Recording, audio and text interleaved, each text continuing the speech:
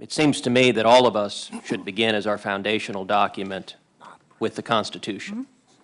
And the Second Amendment in the Bill of Rights provides that the right of the people to keep and bear arms shall not be infringed.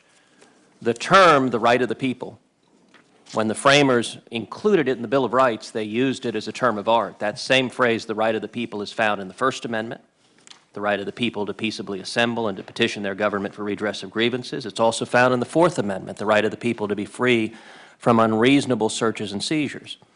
And the question that I would pose to the senior senator from California is, would she deem it consistent with the Bill of Rights for Congress to engage in the same endeavor that we are contemplating doing with the Second Amendment in the context of the First or Fourth Amendment? Namely, would she consider it constitutional for Congress to specify that the First Amendment shall apply only to the following books and shall not apply to the books that Congress has deemed outside the protection of the Bill of Rights? Likewise, would she think that the Fourth Amendment's protection against searches and seizures could properly apply only to the following specified individuals and not to the individuals that Congress has deemed outside the protection of the Bill of Rights? Would the Senator yield for a question?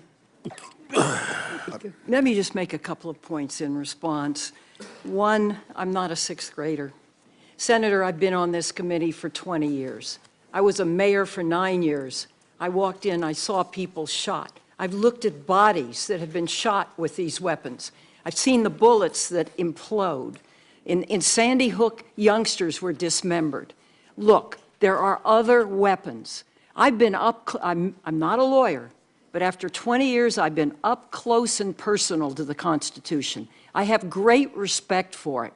This doesn't mean that weapons of war, and the Heller decision clearly points out 3 exceptions, 2 of which are pertinent here. And so you know, I mean, it's fine you want to lecture me on the Constitution. I appreciate it. Just know I've been here for a long time. I've passed on a number of bills. I've studied the Constitution myself. I am reasonably well educated, and I thank you for the lecture. Incidentally, this does not prohibit, you use the word prohibit, it exempts 2,271 weapons. Isn't that enough for the people in the United States? Mr. Do Chairman? they need a bazooka?